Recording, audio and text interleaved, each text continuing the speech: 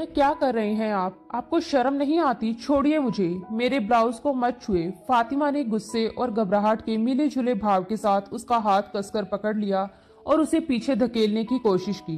उसका दिल जोर जोर से धड़क रहा था, सांसें बेकाबू हो रही थी। सामने खड़ा वह जुनूनी इंसान जैसे अपनी हदें भूल चुका था। अगर वह खुद को छुड़ाने की कोशिश ना करती तो शायद वह सच में उसके कपड़े फाड़ देता। चलो उठो और अभी मेरे बेटे को फीड करवाओ। मैं कुछ नहीं जानता, इब्राहिम जाफर ने खूनी लाल आंखों से फातिमा को घूरते हुए कहा। उसकी आवाज में हुक्म भी था और एक अजीब सा पागलपन भी। फातिमा पहले से ही डरी हुई थी। इब्राहिम से उसे हमेशा से डर लगता था। उसकी सख्त निगाहें, गुस्सेल स्वभाव और बात बात पर भड़क जाने की आदत, ये सब फातिमा के मन में उसके लिए खौफ पैदा कर देते थे। वह फिर चिल्लाया, जल्दी करो, मेरे बच्चे को भूख लगी है। उसका अंदाज ऐसा था जैसे अगर फातिमा ने उसकी बात नहीं मानी तो वह कुछ भी कर सकता है। फातिमा कांपते हुए बोली, मेरा हाथ छोड़िए, आपका दिमाग ठीक तो है ना? मैं उसे कैसे फीड करवा सकती हूँ? मैं कुंवारी हूँ। मैं जुबेर को दूध नहीं पिला सकती। इब्राहिम ने तंज कसते हुए होठ टेढ़े किए। ऐसे कैसे नहीं करवा सकती? जब अपनी बहन की जगह ले सकती हो, अपनी बहन की तरह सुहागरात की सेज पर बैठ सकती हो, तो मेरे बच्चे की मां बनकर उसे दूध भी पिला सकती हो। जल्दी करो, खोलो अपने ब्लाउज के बटन, मैं जुबेर को लेकर आ रहा हूँ। आज उसे तुम मेरे सामने फीड करवाओगी और मैं देखता हूँ कि कैसे वह अपनी भूख नहीं मिटाता। ये सुनकर तो फातिमा की जैसे जान ही निकल गई। उसके पैरों तले जमीन खिसक गई थी। एक तो वह इस शादी के लिए राजी नहीं थी, लेकिन अपने सगे भांजे की खातिर उसने इतना बड़ा फैसला लिया था। उसे लगा था कि वह सिर्फ बच्चे की परवरिश के लिए ये रिश्ता निभा लेगी, मगर यहाँ हालात कुछ और ही मोड़ ले रहे थे। अभी तो उसकी आंखों के आंसू भी ठीक से सूखे नहीं थे। बहन की मौत का गम, अचानक हुई शादी का बोझ और एक अनजान रिश्ते की जिम्मेदारी, सब कुछ उसके दिल पर पहाड़ बनकर टूटा था। ऊपर से इब्राहिम की ये बातें उसके होश उड़ा देने के लिए काफी थी। उसे समझ ही नहीं आ रहा था कि वह इब्राहिम से कैसे बात करे, उसे कैसे समझाए। वह खुद अभी इस नए रिश्ते को स्वीकार ही नहीं कर पाई थी। ये रिश्ता उस पर अचानक थोप दिया गया था, बिना उसकी इच्छा, बिना उसकी तैयारी के। इब्राहिम गुस्से में कमरे से बाहर जा चुका था। कुछ ही देर बाद वह जुबेर को लेकर वापस आया। वही जुबेर जिसे फातिमा ने अभी थोड़ी देर पहले ही फीडर से दूध पिलाकर सुलाया था। दरअसल वह जुबेर के कमरे में ही लेट गई थी। उसका मन बहुत भारी था। वह सोच रही थी कि कपड़े बदलकर वह उसके पास ही सो जाएगी, क्योंकि शादी तो उसने अपने भांजे को संभालने के लिए की थी, इब्राहिम के साथ रिश्ता निभाने के लिए नहीं। मगर उसे कहां पता था कि जैसे ही वह उसे सुलाकर आएगी, एक बार फिर वह जागकर रोना शुरू कर देगा। फातिमा को शुरू से ही इब्राहिम से डर लगता था, तब से जब वह उसकी बड़ी बहन मरियम का शोहर था। वह शुरू से ही बहुत गुस्सेल और सख्त मिजाज इंसान था। इसी वजह से फातिमा उससे बात करते हुए भी घबराती थी, और अब तो वह एक अजीबोगरीब मुसीबत में फंस चुकी थी। उसे समझ नहीं आ रहा था कि क्या करे। इब्राहिम जुबेर को कमरे से लेकर आया, तब बच्चा बिलक बिलक कर रो रहा था। इब्राहिम ने उसे लाकर फातिमा की गोद में बिठा दिया और दहाड़ते हुए बोला, खोलो अपने बटन, मेरे सामने तुम मेरे बच्चे को फीड करवाओगी। तुमने कैसे उसे भूखा सुला दिया? फातिमा का रंग उड़कर रह गया था। वह फिर कहने लगा, तुम खोलोगी अब या मैं खोलूं? ये कहकर उसने उसके उसी लिबास वाली चोली के सामने बंद हुए बटनों को खोलना शुरू कर दिया। वह सिसकते हुए बोली, ये आप क्या कर रहे हैं? शर्म है या नहीं आप में? क्या आप पागल हो गए हैं? मुझे छूना बंद कीजिए। उसे समझ नहीं आ रहा था कि किन शब्दों का इस्तेमाल करके वह इब्राहिम को खुद से दूर रखे। चोली के सामने के बटन खुल चुके थे। फातिमा ने घबराकर जुबेर को तुरंत बेड पर लिटा दिया। बच्चा रोने लगा। वह खुद को इब्राहिम से छुड़ाने की कोशिश कर रही थी। इब्राहिम और गुस्से से बोला, तुम्हारी इतनी हिम्मत कि तुमने मेरे बच्चे को बेड पर लिटा दिया? तुम उसे रुला रही हो? तब तक वह उसके ब्लाउज के सारे बटन खोल चुका था। फातिमा ने बड़ी मुश्किल से खुद को इब्राहिम से छुड़ाया और उसे जोर से पीछे धक्का दिया। उसकी गोरी रंगत और उसका खुला जिस्म देखकर इब्राहिम कुछ पल के लिए वहीं ठिठक कर खड़ा रह गया, लेकिन तब तक फातिमा दरवाजा खोलकर कमरे से बाहर निकल चुकी थी। इब्राहिम ने जब उसे भागते देखा तो वह उसके पीछे गया, लेकिन फातिमा ने फुर्ती से दूसरे कमरे में जाकर अंदर से दरवाजा बंद कर लिया। वह फूट फूट कर रो रही थी। और अपने आप को बचाने की कोशिश कर रही थी। इब्राहिम के नाखूनों से उसके सीने पर खरोंचें पड़ चुकी थी। वह डर के मारे कांप रही थी। तभी बाहर दरवाजे पर जोरदार धक्का लगा। दरवाजा खोलो फातिमा, दरवाजा खोलो, वरना मैं इसे तोड़ दूंगा। मेरा बच्चा रो रहा है। जिस तरह से वह शेर की तरह दहाड़ा था, फातिमा की तो जान ही निकल गई। वह दरवाजे के पीछे बनी दीवार से टेक लगाकर बैठ गई और रोने लगी। वह जानती थी कि इब्राहिम उसका क्या हाल करेगा। वह अभी रो ही रही थी कि अचानक दरवाजा खुल गया। उसने लॉक ठीक से लगाने की कोशिश तो की थी, मगर शायद पूरी तरह से बंद करना भूल गई थी। इस बॉडी बिल्डर के सामने ये दरवाजा भला क्या ही मायने रखता था। इब्राहिम बड़े गुस्से से अंदर दाखिल हुआ। फातिमा ने अपने दोनों हाथों से खुद को ढकने की कोशिश की। क्या छुपाने की कोशिश कर रही हो तुम शायद मेरे गुस्से से वाकिफ नहीं हो। मैं तुम्हें छोड़ूंगा नहीं, इब्राहिम ने उसकी तरफ बढ़ते हुए कहा। फातिमा डरकर बोली, मुझे शर्म आती है। इब्राहिम उसके पास आकर बोला, आज मैं तुम्हारी सारी शर्म उतार कर रख दूंगा। वह उसे हाथ से पकड़कर दोबारा अपने कमरे में ले आया और बिस्तर पर जोर से पटक दिया। उसने जुबेर को उसकी गोद में लिटा दिया और फिर से कहा, दूध पिलाओ इसे। जब फिर भी फातिमा टस से मस ना हुई तो उसने दोनों हाथों से उसके हाथों को ऊपर की तरफ पिन कर दिया और खुद जुबेर को फातिमा की धड़कनों के करीब कर दिया। फातिमा की बहन मरियम की शादी इब्राहिम से हुई थी और ये शादी इब्राहिम की पसंद की थी। उसने मरियम को किसी शादी के फंक्शन में देखा था और उसे देखकर ही उसका दीवाना हो गया था। लेकिन उसकी मोहब्बत में जुनून का अंश बहुत ज्यादा था। पहली बात तो ये थी कि वह मरियम को मायके आने ही नहीं देता था। अगर कभी वो मायके आ भी जाती तो वह रात को उसे लेने आ जाता। कहता कि रात तुम्हारे बगैर कटती नहीं। फातिमा मुंह बनाकर अपनी बहन से कहती थी, अच्छा ऐसा भी क्या करते हैं आप दोनों रात को जो आपके बगैर उनकी रात नहीं कटती। मासूम शरारत से वह ऐसी बातें बोल जाया करती थी। तब मरियम मुस्कुराकर उसके सर पर प्यार से चपत मारकर कहती, तो अभी छोटी है और छोटी ही रहे। कुछ सालों बाद जब तेरी शादी हो जाएगी ना, फिर देखना तेरा शोहर भी तुझे मायके में कदम रखने नहीं देगा। मरियम आसपास के हालात देखकर एक गहरी सांस लेती थी। उसे डर था कि कहीं एक दिन इब्राहिम की ये मोहब्बत बदल ना जाए। मगर फातिमा फौरन अपनी बहन की बाहों में बाहें डालकर कहने लगती, अरे अरे, जिस कदर आपका शोहर आपसे प्यार करता है ना, मैं तो कहती हूँ कि 7 जन्मों तक वह सिर्फ आपसे ही मोहब्बत करेंगे। भला आप जैसी प्यारी सी वाइफ के अलावा उनके जहन में कोई और भी आ सकती है क्या? आपको वह नजरअंदाज करने का तो सोच भी नहीं सकती। वह अपनी बहन के गाल पर हाथ फेरकर प्यार से बोली थी। तभी फातिमा की नजर अनायास मरियम की गर्दन पर गई, जहां निशान अभी भी मौजूद थे। अगले ही पल वह शरारत से कहने लगी, ओहो देखिए, भले ही मैं छोटी हूं, लेकिन ये जिस तरह के निशान आपकी गर्दन पर पड़े हुए हैं ना, उन्हें देखकर यही लगता है कि ये खड़ूस और हर वक्त गुस्से में रहने वाले हमारे इब्राहिम जीजू बहुत ही रोमांटिक हैं। ये कहकर वह भागी थी और मरियम तो बस शर्म के मारे अपनी गर्दन छुपाती रह गई। तब भी फातिमा मरियम को देखती तो यही शिकायत करती कि वह अपने मायके में रहने नहीं आती। मरियम उसे समझाती, मैं क्या करूं, इब्राहिम गुस्से के बहुत तेज हैं। कहते हैं मुझे तुम्हारा मायके में रहना पसंद नहीं। शादी के बाद तो बस शोहर की मर्जी चलती है, लड़की की अपनी मर्जी थोड़ी चलती है। वह फातिमा को बहुत प्यार से समझा रही थी। मरियम और फातिमा बस 2 ही बहनें थी। फातिमा मरियम से 6-7 साल छोटी थी। एक बार फातिमा जिद करने लगी, आप आज रात यहीं रुक जाओ, मैं इब्राहिम जीजू से बात कर लेती हूँ। मरियम कहने लगी, तुम्हें पता है ना वो गुस्से के कितने तेज हैं। जब उन्हें यहाँ आना होता है तो मेरे तो हाथ पांव फूल जाते हैं कि कहीं उनके खाने में या खिदमत में कोई कमी ना रह जाए। तुम जानती हो ना, मैं अम्मी के साथ मिलकर कितनी चीजें तैयार करती हूँ। ऐसा ना हो कि तुम उनसे बात करो और उन्हें गुस्सा आ जाए। उनका गुस्सा तो बस नाक पर होता है। फातिमा का दिल बुझकर रह गया था। वह अपनी बहन के साथ बहुत ज्यादा जुड़ी हुई थी, लेकिन शादी के बाद तो जैसे उसकी बहन उसे मिल ही नहीं पाती थी। वह महीने भर बाद आती थी और पूरा दिन बातों में ही गुजर जाता था। रात को उसका जीजा आता और उसकी बहन को अपने साथ ले जाता।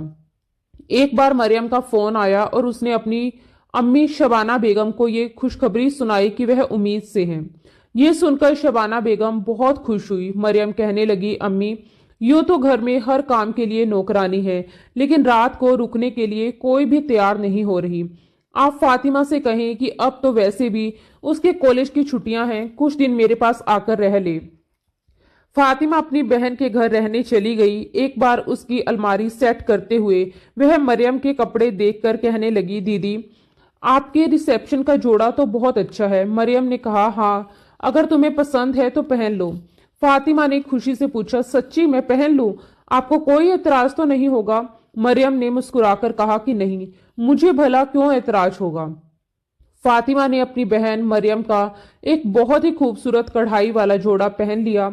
मरियम कहने लगी, फातिमा तुम्हारे जीजू आने वाले हैं, ऐसा करो ताजी रोटियां बना दो।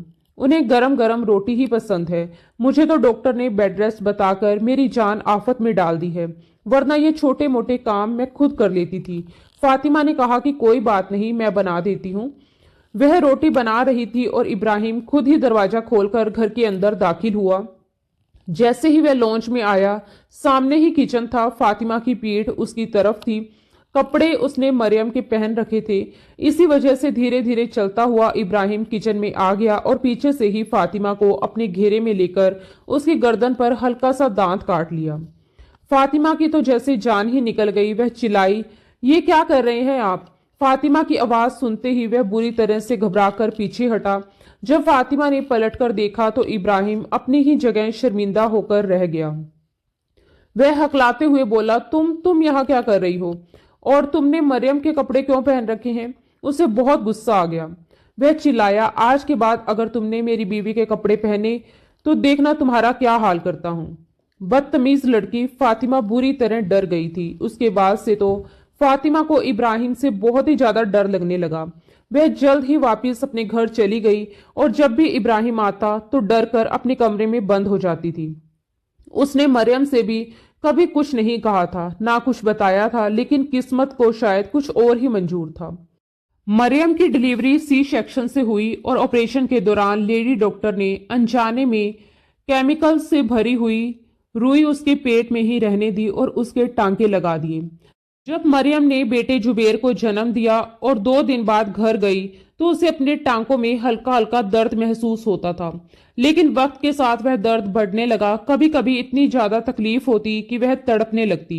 इब्राहिम उसे फौरन हॉस्पिटल लेकर गया, लेकिन वह लेडी डॉक्टर जैसे ही उसका अल्ट्रासाउंड कर रही थी उसे अपनी गलती का एहसास हो गया, मगर वह ये नहीं बताना चाहती थी कि गलती उसकी है।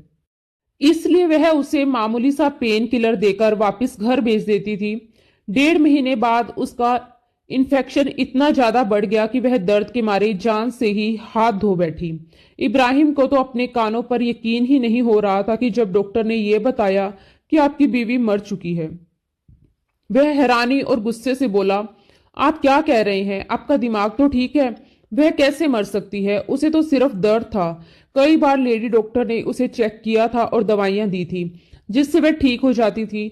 डॉक्टर ने गंभीर आवाज में बताया, उनके अंदर ऑपरेशन के दौरान ही डॉक्टर की लापरवाही से कुछ रह गया था और इसी वजह से उसका इन्फेक्शन बढ़ गया।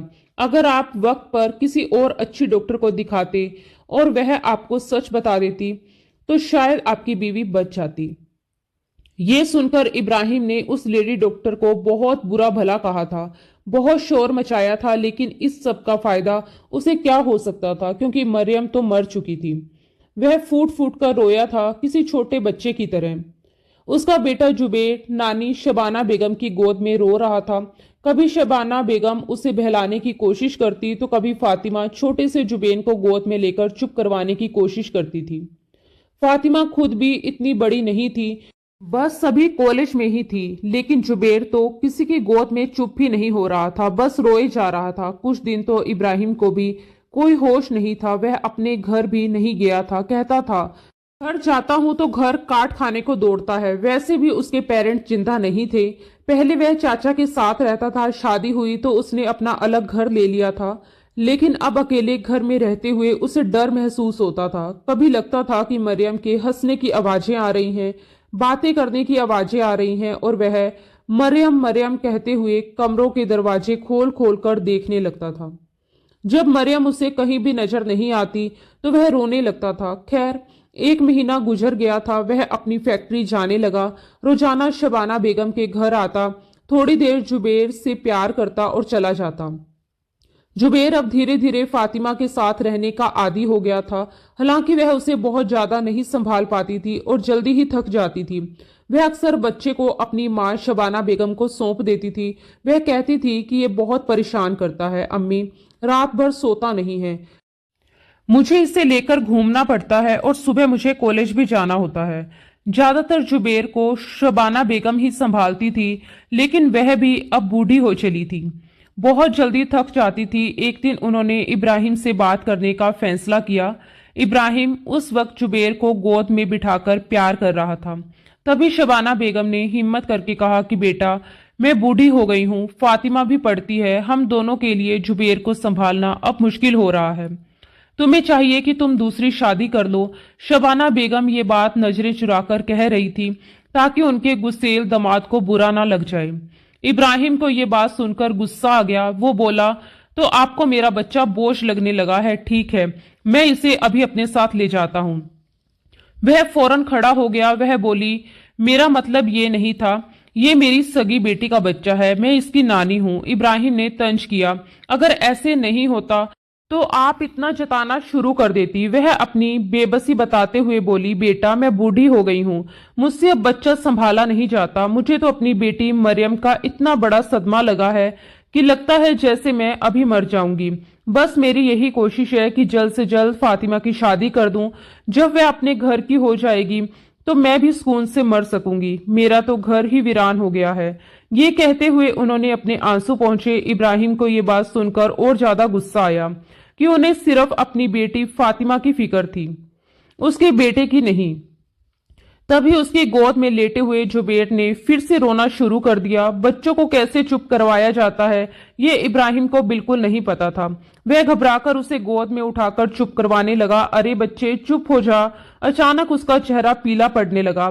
वह कांपने लगा। प्लीज देखिए ना, ये क्यों रो रहा है, इसे क्या हो गया? मरियम भी ऐसे ही रोई थी जब वह मरने वाली थी, वो भी चीख चीख कर रो रही थी। देखिए, कहीं इसे भी तो कुछ हो नहीं रहा। वह एकदम घबराकर सब कुछ बोले जा रहा था और शबाना बेगम परेशान हो गई। तभी कमरे से फातिमा निकल कर आई। उसने कहा, ये क्या कर रहे हो इब्राहिम जीजू, कैसी बातें कर रहे हो आप? इसे सिर्फ भूख लगी है, इसीलिए रो रहा है। अल्लाह ना करे कि मेरे भांजे को कुछ हो। उसने बच्चे को सीने से लगाकर टहलाना शुरू किया। जुबेर फौरन चुप हो गया। शबाना बेगम ने समझाया, ये डिब्बे का दूध पीता है, इसीलिए कभी कभी हजम करने में मुश्किल होती है, तो इसके पेट में थोड़ा दर्द उठता है, लेकिन डॉक्टर ने कहा है कि इसके अलावा कोई और चारा भी नहीं है, धीरे धीरे सब ठीक हो जाएगा। फातिमा को बच्चे के साथ देखकर इब्राहिम को सोचने लगा। फिर वह बोला, आपको फातिमा की शादी की फिक्र है तो मुझे अपने बेटे की। ऐसा करते हैं, फातिमा की शादी मुझसे करवा दीजिए, आपका बोझ भी कम हो जाएगा और मेरे बेटे को मां भी मिल जाएगी। वैसे भी इब्राहिम अच्छा खासा कमाता था और उसका अपना घर था। शबाना बेगम सोच में पड़ गई। वह बोली, ठीक है, मैं तुम्हें कुछ दिनों में बताती हूँ। लेकिन जब उन्होंने फातिमा से बात की तो उसने फौरन इनकार कर दिया। वह इब्राहिम से शादी नहीं करेगी। शबाना बेगम ने फातिमा को समझाती हुई कहा, क्या हो गया है तुम्हें? लड़का अच्छा खासा कमाता है। अगर तुम्हारे भांजे जुबेर के लिए कोई सौतेली माँ आई तो पता नहीं वह उसके साथ कैसा सलूक करेगी, लेकिन तुम उसकी सगी मौसी हो। अगर तुम रहोगी तो जाहिर है कि तुम ही उसे प्यार से संभाल लोगी। फातिमा ने इनकार किया, अम्मी, मुझे शादी नहीं करनी है, मैं अभी इतनी बड़ी जिम्मेदारी नहीं उठा सकती, मुझे अभी अपनी पढ़ाई पूरी करनी है और ये बच्चा मुझे बहुत तंग करता है, मैं इसे संभाल नहीं सकती। दरअसल फातिमा का मिजाज अलग था। वह अभी जवानी की दहलीज पर थी और उसने अपने होने वाले शोहर को लेकर बहुत से सपने सजा रखे थे। इब्राहिम तो उसके सपनों के राजकुमार से कहीं भी मेल नहीं खाता था। उसे तो इब्राहिम जैसे कंट्रोलिंग और गुस्से लोग बिल्कुल पसंद नहीं थे। भला वह पहले से शादीशुदा शख्स से शादी कैसे कर सकती थी? भले ही वह उसकी बहन का शोहर था। शबाना बेगम की उन दिनों तबीयत ठीक नहीं रहती थी, इसीलिए वह बेटी पर शादी के लिए जोर डालने लगी। उन्होंने डरते हुए कहा, मुझे डर लगता है कि अगर मुझे कुछ हो गया तो पीछे से तुम्हारा क्या होगा। मैं चाहती हूँ कि अपनी आंखों के सामने तुम्हारी शादी किसी अच्छे इंसान के साथ होते हुए देखूं। लेकिन फातिमा किसी भी हाल में मानने को तैयार नहीं थी। कुछ ही दिनों बाद शबाना बेगम के सीने में बहुत तेज दर्द उठा। फातिमा के तो हाथ पांव फूल गए। एक तरफ जुबेर की जिम्मेदारी थी, दूसरी तरफ अपनी मां की हालत देखकर वह पूरी तरह घबरा गई। उसने रात के 3 बजे इब्राहिम को फोन किया। अम्मी की तबीयत बहुत खराब है, प्लीज आप जल्दी आ जाइए। इब्राहिम भी तुरंत गाड़ी ड्राइव करते हुए आया और शबाना बेगम को अस्पताल लेकर गया। उन्हें हार्ट अटैक आया था। डॉक्टर ने साफ कह दिया था कि ना तो उनका कोई ऑपरेशन हो सकता है और ना ही उनके बचने के ज्यादा चांसेस है। मां की हालत देखकर और उनके बहुत जोर देने पर फातिमा ने मजबूरी में इब्राहिम से शादी कर ली। हालांकि वह शादी के बाद भी अपने घर पर ही थी। 2 दिन के बाद शबाना बेगम का इंतकाल हो गया। फातिमा दोहरे सदमे से गुजर रही थी और बुरी तरह रो रही थी। जैसे ही शबाना बेगम का दफन पूरा हुआ, इब्राहिम ने फातिमा से कहा, अब तुम मेरे घर चलो। वह इब्राहिम के घर पहुंची। उसे लगा था कि इब्राहिम इस दुख की घड़ी में उसके साथ थोड़ी हमदर्दी दिखाएगा, लेकिन इब्राहिम ने कहा कि कमरे में तुम्हारी बहन का ब्राइडल ड्रेस पड़ा है, उसे पहनकर तैयार हो जाओ। ये सुनकर फातिमा को गहरा सदमा लगा। उसकी मां को गुजरे सिर्फ 2 दिन ही हुए थे और उसकी बहन को मरे हुए अभी 1 महीना भी ठीक से पूरा नहीं हुआ था, लेकिन इब्राहिम उससे दुल्हन बनने के लिए कह रहा था। ये सब सुनकर फातिमा के पैरों तले जमीन खिसक गई। उसकी समझ में नहीं आ रहा था वह क्या सुने और क्या समझे। उसने हिम्मत जुटाकर कांपती आवाज में पूछा, इब्राहिम जीजू, आप ये क्या कह रहे हैं? इब्राहिम ने दांत कचकचाते हुए गुस्से और नफरत से भरी नजरों से उसे घूरते हुए जवाब दिया, मैं तुम्हारा जीजू नहीं हूं, समझी तुम? तुम्हारी तो पहले से ही मुझ पर नीयत खराब थी, तभी तो तुम मरियम के कपड़े पहनती रहती थी। तुम्हें बहुत शौक था ना उसकी जगह लेने का, उसके कपड़े पहनने का, उसकी तरह बनने का, तो आज अपना ये शौक पूरा कर लो। जाओ और उसका शादी का जोड़ा पहनकर तैयार हो जाओ।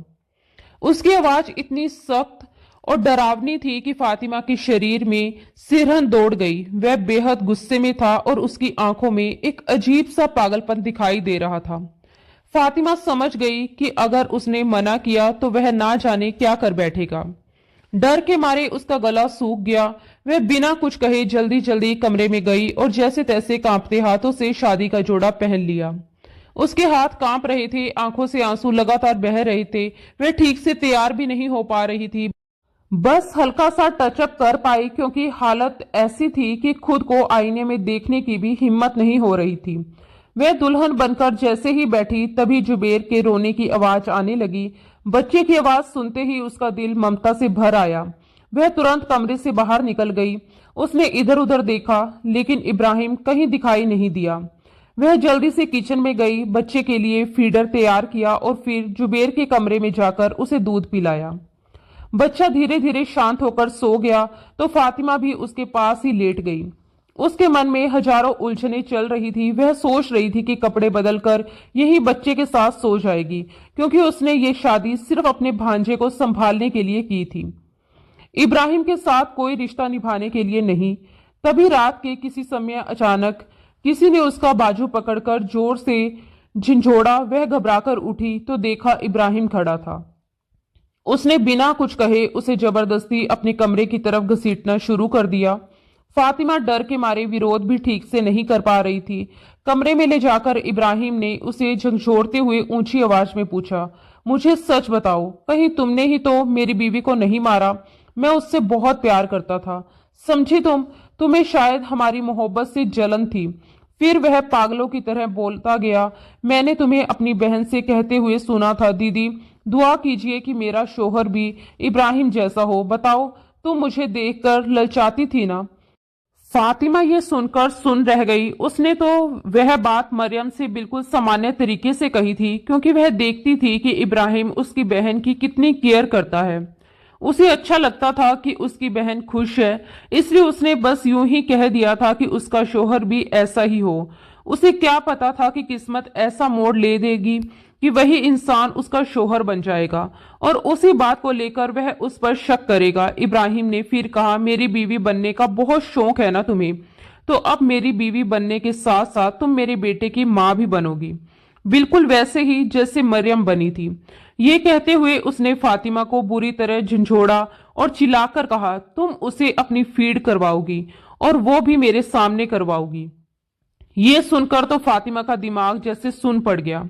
उसे लगा वह गलत सुन रही है। उसने घबराकर कहा, मैं कुंवारी हूं, मैं जुबेर को कैसे फीड करवा सकती हूँ? आप कैसी बातें कर रहे हो? प्लीज मुझसे इस तरह की बातें मत कीजिए, मुझे बहुत बुरा लगता है। इब्राहिम ने गुस्से से उसकी तरफ झुकते हुए कहा, क्यों ना करूं? जब तुम अपनी बहन की जगह बैठ सकती हो, उसके कपड़े पहनकर दुल्हन बन सकती हो, तो तुम मेरे बच्चे की माँ भी बन सकती हो। मेरा बच्चा भूखा नहीं रहेगा, वो तुमसे अपनी भूख मिटाएगा, वो भी अपनी भूख मिटाएगा और मैं भी। ये कहते हुए वह उसके ब्लाउज के बटन खोलने लगा, लेकिन तभी फातिमा ने किसी तरह खुद को छुड़ाया और तेजी से भागी। उसका दिल जोर जोर से धड़क रहा था। वह दूसरे कमरे में जाकर दीवार से लगकर फूट फूट कर रोने लगी।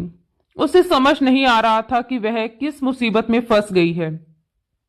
लेकिन इब्राहिम ने दरवाजे का लॉक शायद चाबी से खोल दिया था। जैसे ही वह कमरे में आया, फातिमा के होश उड़ गए। इब्राहिम ने कहा, आज मैं तुम्हारी सारी शर्म खत्म कर दूंगा। ये कहते हुए उसने उसे बाजू से पकड़कर जबरदस्ती अपने कमरे में ले गया।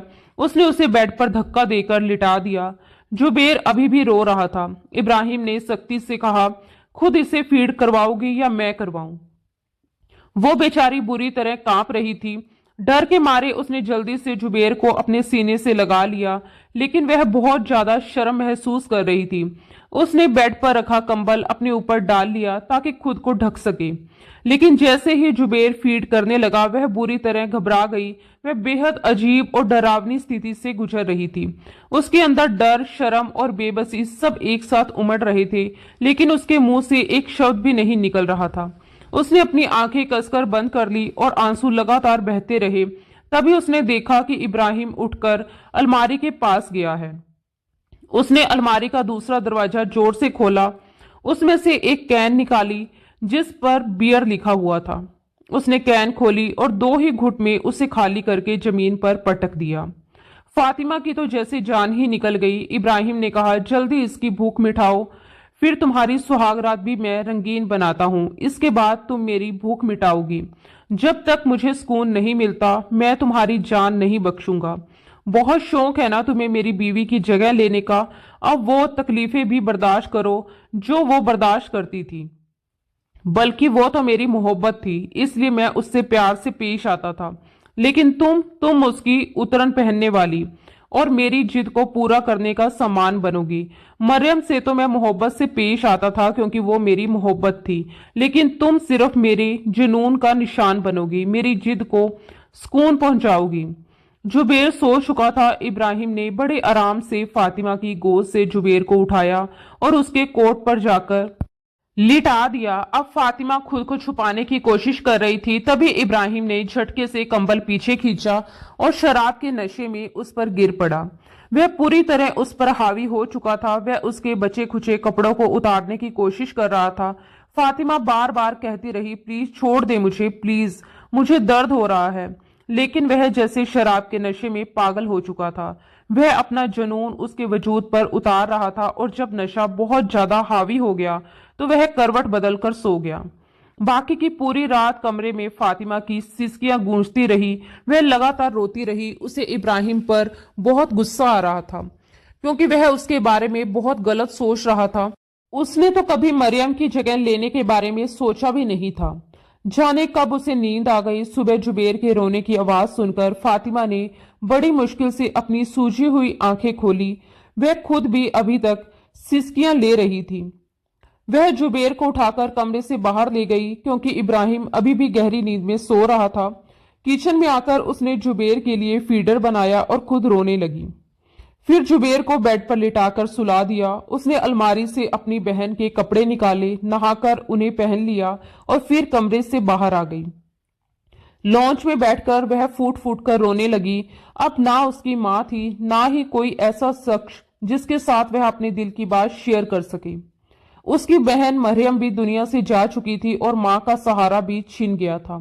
वह सोच रही थी कि पता नहीं इब्राहिम कभी उसके साथ ठीक से पेश आएगा या हमेशा उसे अपने जुनून का शिकार बनाता रहेगा। उसने नाश्ता तक नहीं किया था। वहीं सोफे पर बैठी बैठी एक कुशन पर सर रखकर वह सो गई।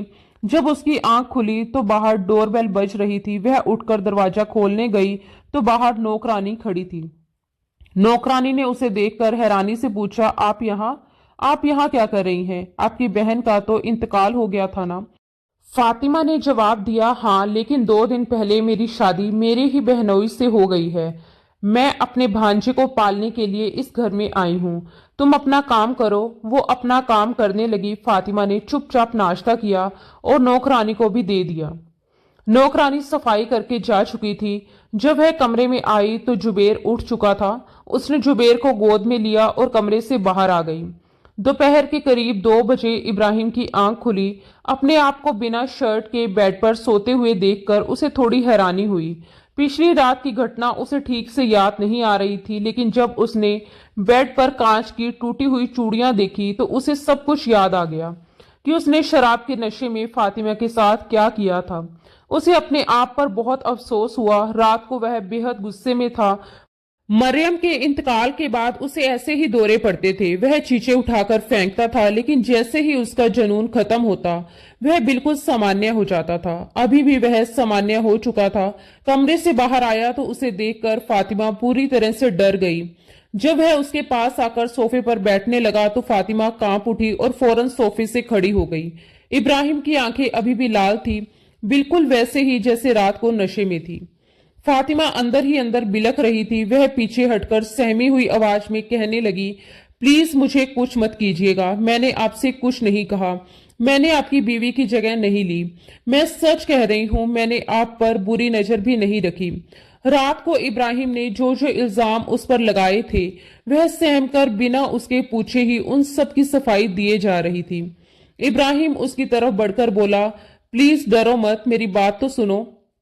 इब्राहिम को अपने किए पर बेहद शर्मिंदगी हो रही थी। उसने कहा, आई एम सॉरी, रात को जो कुछ हुआ मैं होश में नहीं था, मुझे माफ कर देना। उसका यह रवैया एकदम बदला हुआ था। फातिमा को समझ नहीं आ रहा था कि इस बार इब्राहिम से क्या कहना चाहिए। इब्राहिम उठकर कमरे में चला गया। नहा धोकर कपड़े बदलकर वह बिना नाश्ता किए अपनी फैक्ट्री चला गया।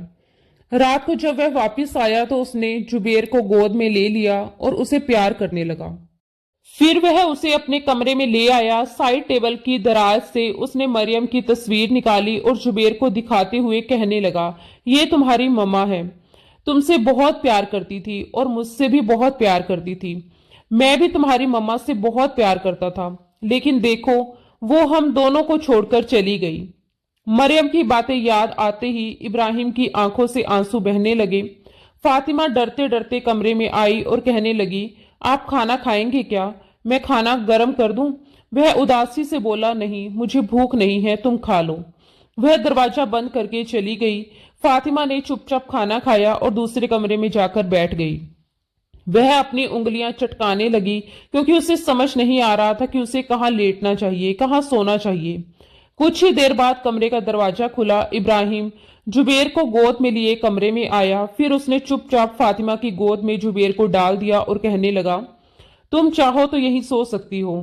मैं कोशिश करूंगा कि दोबारा मेरी वजह से तुम्हें तकलीफ ना पहुंचे। ये कहकर वह जा चुका था। फातिमा ने राहत की सांस ली, लेकिन उसे नहीं पता था कि इब्राहिम पर यह जुनून कुछ दिन बाद फिर से सवार हो जाएगा। एक दिन इब्राहिम जब घर आया तो उसे लगा जैसे मरियम किचन में काम कर रही है। क्योंकि फातिमा के पास अपने कपड़े तो थे नहीं, इसलिए उसने मरियम का ही सूट पहन रखा था और जो जोड़ा उसने पहना था वह इब्राहिम ने बड़े प्यार से मरियम को लाकर दिया था। इसलिए वह बिना सोचे समझे किचन में आ गया और कहने लगा, मरियम तुम वापिस आ गई। वह उसी ट्रांस में जा चुका था, लेकिन जब पलटकर फातिमा ने उसकी तरफ देखा तो उसे जबरदस्त गुस्सा आने लगा। वह चिल्लाया, फिर से तुमने मेरी बीवी के कपड़े पहने? तुम होती कौन हो मेरी बीवी के कपड़े पहनने वाली? फातिमा उसकी लाल होती आंखों को देखकर डर गई। उसने जल्दी से रोटी हॉटपॉट में रखी और किचन से बाहर जाने लगी, लेकिन इब्राहिम ने उसका हाथ पकड़ लिया। उसने फातिमा के कपड़े 1 मिनट में फाड़ कर रख दिए। गुस्से से चीखते हुए उसने पूछा, तुमने किससे पूछकर मेरी बीवी के कपड़े पहने? सामने शेल्फ पर बड़ी तेज धार वाली छुरी रखी थी जिससे फातिमा सलाद काटकर फ्री हुई थी। फिर रोटियां बना रही थी। वह छुरी अब इब्राहिम के हाथ में थी। उसने वह छुरी अपने हाथ में पकड़ी और फातिमा के गले के नीचे वाले हिस्से पर उसकी नोक रख दी। फातिमा कांपते हुए कहने लगी, या अल्लाह, ये आप क्या कर रहे हैं? मुझे चोट लग जाएगी। इब्राहिम ने गुस्से से कहा, तुम्हारी हिम्मत कैसे हुई मेरी बीवी के कपड़े पहनने की? तुम क्या चाहती हो? मैं तुम्हें उसकी जगह दे दूंगा? नहीं, मैं तुम्हें सिर्फ तकलीफ दूंगा। ये कहकर उसने फातिमा के दिल के पास छुरी से मरियम लिख दिया। जैसे ही वह दर्द से रोने बिलखने लगी, उसने दूसरे हाथ से उसका गला पकड़ लिया। वह जोर से बोला, अगर तुमने मुझे लिखने नहीं दिया तो मैं तुम्हारा गला घोट कर तुम्हें मार डालूंगा। उसके जुनून को देखकर यही लग रहा था कि वह सचमुच फातिमा को जान से मार देगा। छुरी की तेज नोक से उसके दिल के पास मरियम लिख चुका था। फिर अपने होठ उस नाम पर रख दिए। फातिमा रोई जा रही थी, लेकिन वह जुनून में आ चुका था। वह उसे गोद में उठाकर अपने कमरे में ले गया। जुबेर अपने झूले में बाहर लॉन्च में रो रहा था, लेकिन इब्राहिम को उसकी परवाह तक नहीं थी। वह इस वक्त फातिमा पर अपना जुनून उतार रहा था। उसके पूरे जिस्म पर कई जगह इब्राहिम के दांतों के निशान थे। वह दर्द से रो रही थी और गिड़गिड़ा रही थी, जुबेर रो रहा है, खुदा के लिए मुझे छोड़ दीजिए। लेकिन पता नहीं इब्राहिम को क्या हो गया था। उसे ना तो अपने बच्चे के रोने की परवाह थी और ना ही किसी और चीज की। वह बस अपने जुनून को शांत करने में लगा था। लेकिन जैसे ही उसका जुनून खत्म हुआ, उसे होश आया। जुबेर रो रोकर बेहाल हो चुका था। फातिमा ने उसे खुद से पीछे किया। फातिमा भागती दौड़ती कमरे से बाहर गई। उसका पूरा वजूद दर्द से चूर था। उसे समझ नहीं आ रहा था कि उसके जिस्म के किस हिस्से में सबसे ज्यादा तकलीफ हो रही है। वह भागकर दूसरे कमरे में जाकर लोक लगाना चाहती थी, लेकिन जुबेर को रोता देखकर उसे उस मासूम पर रहम आ गया। जिस कदर इब्राहिम जनूनी हो चुका था, बच्चे को रोता देखकर ना जाने वह उसके साथ क्या करता। वह जुबेर की तरफ बढ़ी, उसे पकड़ा और अपने सीने से लगाया। वह रोए जा रहा था। उसे लेकर वह दूसरे कमरे में आ चुकी थी और दरवाजा बंद करके कुंडी लगा दी ताकि इब्राहिम अंदर ना आ सके। गोद में आते ही जुबेर चुप हो गया और भूखा ही सो गया। फातिमा वॉशरूम में गई और शावर खोल दिया। वह रोती रही और अपने वजूद से उस शख्स के लम्स को मिटाने की कोशिश करती रही। उसे तो खून से वैसे ही बहुत डर लगता था। जब उसने घर में नया नया खाना बनाना शुरू किया था तो अक्सर सब्जी काटते समय उसकी उंगली पर छुरी से छोटी सी खरोच लग जाती थी और वह पूरा घर सर पर उठा लेती थी। जरा सा दर्द भी उससे बर्दाश्त नहीं होता था। और अब जो दर्द उसे मिला था, नहाते हुए उसने एक नजर अपने दिल के पास देखा तो वह और ज्यादा फूट फूट कर रोने लगी।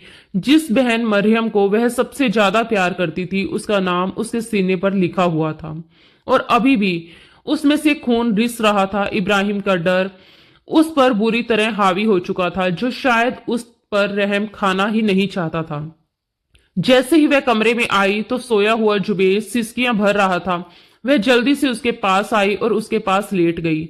उसे दरवाजा खोलने से डर लग रहा था कि कहीं इब्राहिम अंदर ना आ जाए। जैसे ही उसने जुबेर को अपने सीने से लगाया, वह किसी मासूम बच्चे की तरह मुंह खोलकर मां के प्यार को खाने की तलाश करने लगा। यह बच्चों का स्वाभाविक व्यवहार होता है। शायद वह फातिमा को ही अपनी मां समझ चुका था। कुछ सोचते हुए फातिमा ने एक नजर जुबेर को देखा और फिर एक गहरी सांस ली। उसने अपनी कमीज ऊपर कर दी। वह ये करना तो नहीं चाहती थी, मगर जुबेर के खातिर उसने एक बार फिर उसे फीड करवाना शुरू कर दिया था, ये जानते हुए कि उसके वजूद में अभी किसी बच्चे के लिए दूध नहीं था। वह उसे फीड करने लगा। इस वक्त पहली बार उसने ये दुआ की कि काश सचमुच वह उसकी मां बन जाए और जुबेर की भूख मिटा सके। ये सोचते हुए भी उसकी आंखों से आंसू निकल आए थे। उसका पूरा वजूद दर्द से चूर था और कमरे में कोई पेन किलर भी मौजूद नहीं थी। जुबेर भी ऐसे ही सो चुका था और वो भी उसी हालत में आंखें बंद कर गई थी। वह कितने घंटे सोती रही उसे कुछ भी मालूम नहीं था। सुबह के 4:45 तेज आवाज में रोने की आवाज आई। वह एकदम हड़बड़ाकर उठ गई। घड़ी में वक्त देखा तो 4:45 बज रहे थे। जुबेर भी सो रहा था। वह अपने कपड़े ठीक करके उठी तो आवाज इब्राहिम की थी, मगर वह क्यों फूट फूट कर रो रहा था। फातिमा का दिल चाहा कि वह दरवाजा खोलकर जाए और देखे कि क्या हो रहा है, मगर इस जुनूनी शख्स से उसे डर भी लग रहा था। इब्राहिम की हालत कुछ कुछ उसकी समझ में आ रही थी। शायद ये मरियम की मौत का सदमा था कि उसे यूं बार बार दौरे पड़ रहे थे। धीरे से दरवाजा खोलकर वह बाहर निकली। सामने लॉन्च में इब्राहिम जमीन पर बैठकर अपने बाल नोच नोच कर रो रहा था। यही कह रहा था, क्यों किया मैंने, मुझे क्या हो जाता है। गुस्से में उसने वही रखी छुरी उठा रखी थी और अपनी कलाई पर बिना किसी वजह के कट लगाए जा रहा था। खुद को तकलीफ दे रहा था। जब फातिमा ने यह देखा तो वह घबरा गई। अगर वह अपनी नस काट लेता तो कुछ भी हो सकता था। इस वक्त वह अकेली मासूम लड़की उसे कहां हॉस्पिटल लेकर जाती। वह डरते डरते बाहर निकली और बोली, आप क्या कर रहे हैं इब्राहिम, आपको चोट लग सकती है, प्लीज ऐसा मत कीजिए। वह डर के मारे दूर खड़ी होकर बोली थी ताकि अगर वह दोबारा उसकी तरफ भागकर आए तो वह दरवाजा लॉक करके अंदर जा सके। मगर इब्राहिम उसे देखकर रोने लगा। उसने चाकू एक तरफ फेंक दिया। उसके दोनों हाथों पर जख्म के निशान थे। वो कहने लगा, पता नहीं मुझे क्या हो जाता है, मुझे अपनी हालत समझ में नहीं आ रही। पता नहीं क्यों मैं तुम्हारे साथ ऐसा करता हूं। उस दिन तो मैं नशे में था, मगर आज तो नहीं। फिर मैंने ऐसा क्यों किया? मुझे लगता है जैसे मेरा दिमाग मेरे कंट्रोल में नहीं रहा। वह रोकर उसे ही सब कुछ कह रहा था।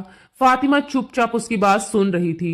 वह आगे बढ़ी और चाकू को किचन में छुपाकर रख दिया। वह बोली, प्लीज उठिए और कमरे में जाइए। अगर आपको कुछ हो गया तो मेरा और जुबेर का क्या होगा? मेरी माँ मुझे आपके हवाले करके गई है।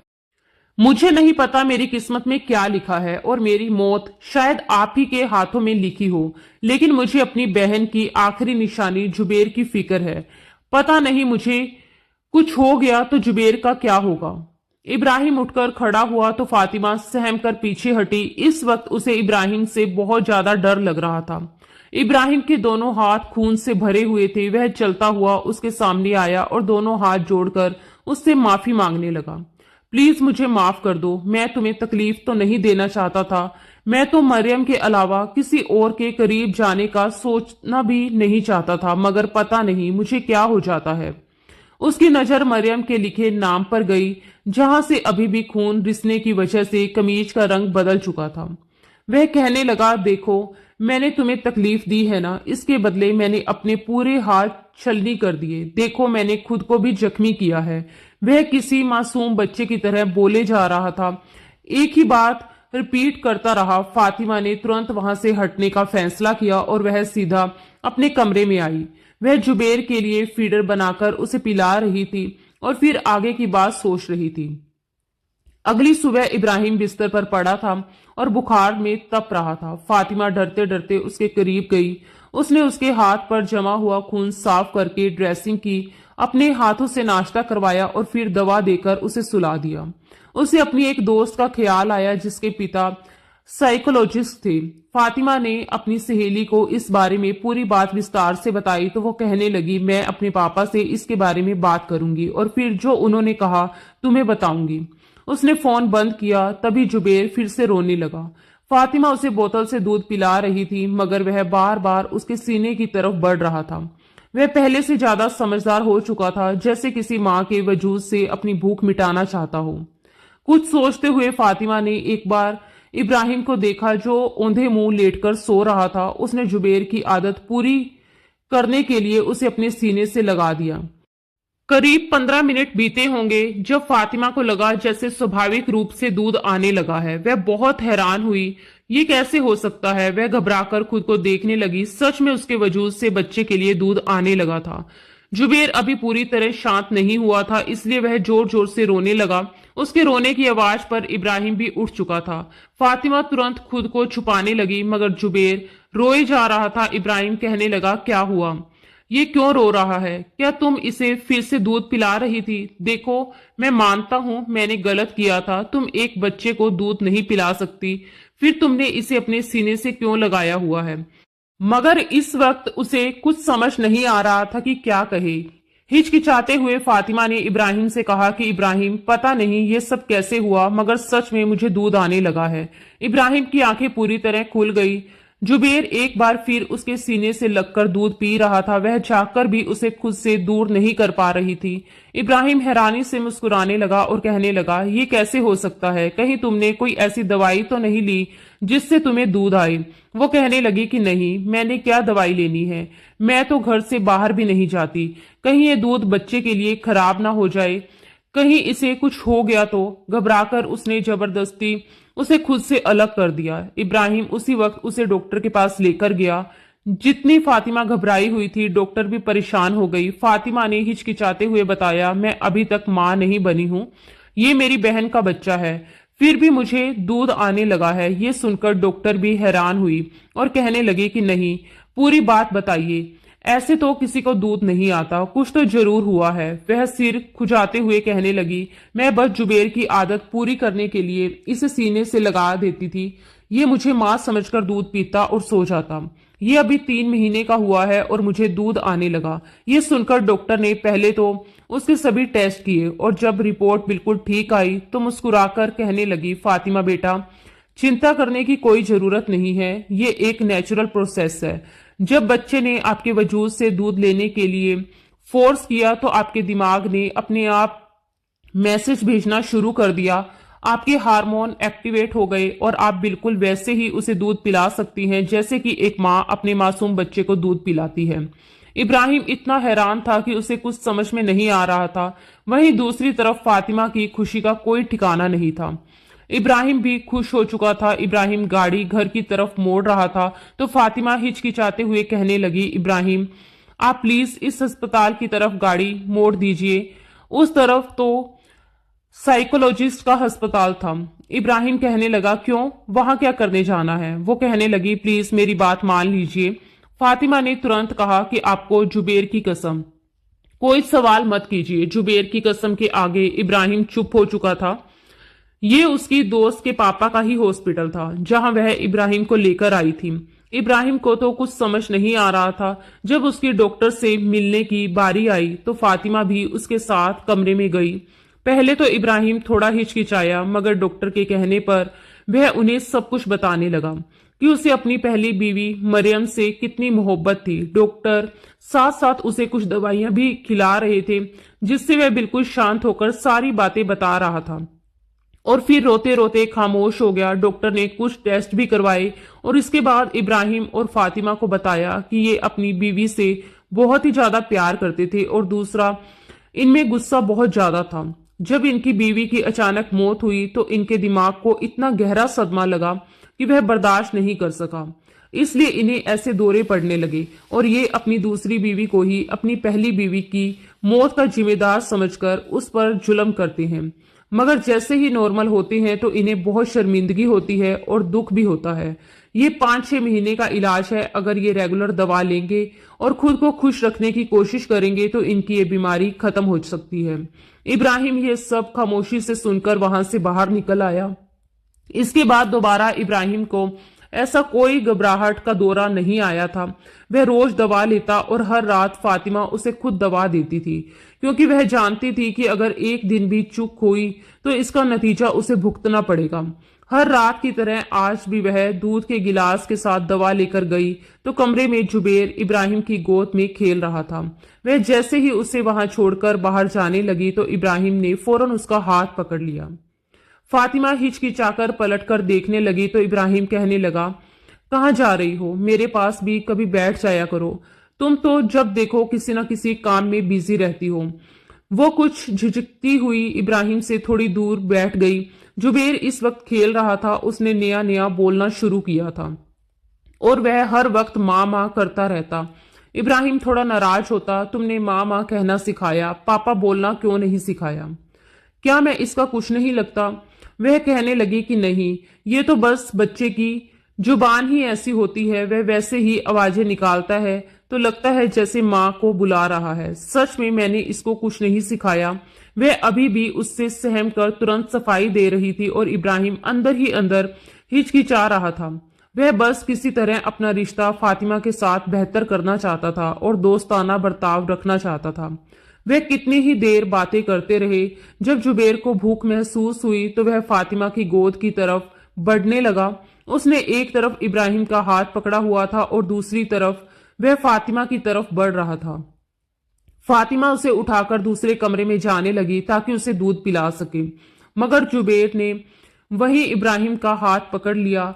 वह यही चाहता था कि बस एक तरफ इब्राहिम का हाथ भी पकड़े रहे और उसकी माँ उसे दूध भी पिला दे। शर्म से चेहरा लाल होती फातिमा कहने लगी, बेटा चलो दूसरे कमरे में जाकर दूध पिलाऊंगी मैं आपको। मगर वह तो और ज्यादा रोने लगा था। इब्राहिम कहने लगा, क्या हो गया, बच्चे को क्यों डरा रही हो? यही बैठकर दूध पिला दो इसे, मैं नहीं देख रहा तुम्हारी तरफ। उसने अपना फोन निकाल लिया और जुबैर का हाथ भी पकड़े हुए था। तब कुछ हिचकिचाते हुए फातिमा ने वहीं पर बैठकर उसे दूध पिलाना शुरू कर दिया। इब्राहिम देखना तो नहीं चाहता था, मगर फिर भी शायद ये एक स्वाभाविक चाहत थी, और आखिर वह उसकी बीवी ही तो थी। अनायासी उसकी नजर बार बार फातिमा के वजूद की तरफ उठने लगी और वह उसे देखने लगा। उसके अंदर दबे हुए जज्बात एक बार फिर से उबाल मारने लगे थे। उसे दूध पिलाकर जब वह उठने लगी तो इब्राहिम ने तुरंत उसका हाथ पकड़ लिया और उसे अपने करीब खींच लिया। जुबैर इस वक्त गहरी नींद में सो चुका था। वह धीमी आवाज में कहने लगा, क्या तुम मुझे एक बार माफी मांगने का मौका भी नहीं दोगी? फातिमा ने झुकी नजरों से कहा, मैं आपकी हालत समझ सकती हूँ। मैंने ऐसा कुछ भी नहीं चाहा था जैसा आप समझती हैं। मैंने आपको माफ भी कर दिया है। मगर इब्राहिम जैसे आज ठान चुका था, वह उसे अपने बेहद करीब खींच चुका था और उसकी आंखों में देखते हुए बोला, नहीं, मैं माफी अपने तरीके से मांगूंगा। जहां जहां मैंने तुम्हें दर्द दिया है, जहां जहां तुम्हें जख्म दिए हैं, अब वहीं वहीं तुम्हें सुकून दूंगा। फातिमा का दिल तेज धड़कने लगा। वह हल्का सा हिचकिचाई, मगर इब्राहिम उसे बाहों में भरकर अपने करीब लिटा चुका था। उसकी सांसें तेज हो रही थी। वह धीमी आवाज में बोली, इब्राहिम प्लीज, मुझे डर लग रहा है और जुबैर जाग जाएगा। इब्राहिम ने बहुत नरमी से कहा, बिस्तर इतना बड़ा है, वह एक तरफ सो रहा है, नहीं जागेगा। और वैसे भी हम कोई शोर थोड़ी कर रहे हैं। ये कहते हुए उसने पहली बार उसे उतनी ही नरमी से छुआ जितनी नरमी शायद किसी मोहब्बत करने वाले इंसान के स्पर्श में होती है। इससे पहले उसने उस पर सिर्फ जुनून और गुस्से में अपना हक जताया था, मगर आज उसके हाथों में अजीब सी कोमलता थी। वह धीरे धीरे अपने लम्स से उसे परिचित करवाने लगा। फातिमा को खुद महसूस हो रहा था कि उसका डर पिघल रहा है, उसका दिल धीरे धीरे नरम पड़ता जा रहा है और वह अनजाने में ही उसकी मोहब्बत भरे स्पर्श में बहती चली जा रही है। वह उसके और करीब आया, उसकी गर्दन पर अपने होठ रखे, वहां बने हल्के से लाल निशान पर उसने बहुत प्यार से अपने होठ टिकाए, जैसे किसी जख्म पर मरहम रख रहा हो। तभी अचानक उसके होठों से निकला, मरियम, तुम जानती हो मुझे हमेशा तुम्हारी गर्दन पर अपने होठ रखना कितना पसंद था। मैं तो तुम्हारी इस हसीन गर्दन का दीवाना ही हो गया था। बस यही वह पल था जिसने सब कुछ बदल दिया। फातिमा के दिल में जो नरमी बन रही थी, जो भरोसा जन्म ले रहा था, वह एक ही पल में जैसे टूटकर बिखर गया। उसने धीरे धीरे अपनी आंखें खोली और इब्राहिम को देखा। उसकी आंखों में दर्द साफ नजर आ रहा था। इब्राहिम को तुरंत अपनी गलती का एहसास हुआ और वह हड़बड़ाकर बोला, नहीं, मेरा मतलब, मैं तुम्हारा नाम लेना चाहता था, मगर तब तक देर हो चुकी थी। फातिमा ने उसे खुद से अलग किया, उठी और बिना कुछ कहे दूसरे कमरे में चली गई। उसने अंदर जाकर दरवाजा बंद कर लिया और फिर बेइंतहाशा रोने लगी। उसकी सिसकियां पूरे घर की खामोशी में साफ सुनाई दे रही थी।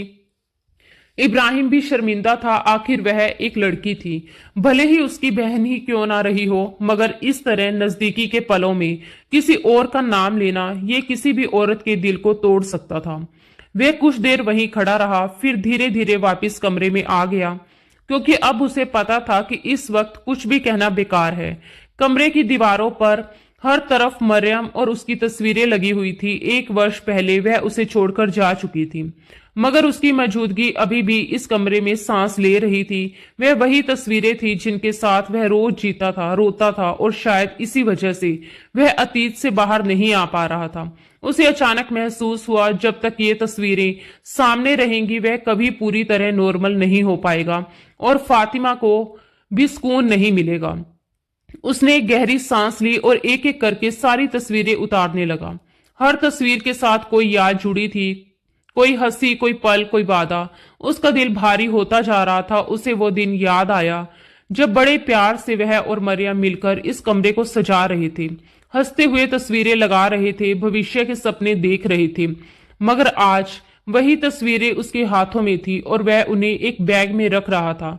जब आखिरी तस्वीर भी उतर गई, उसने बैग बंद किया, स्टोर रूम में जाकर उसे रखा और ताला लगा दिया।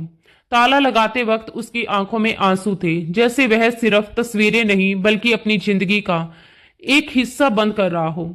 वह भारी कदमों से वापस अपने कमरे में आ चुका था।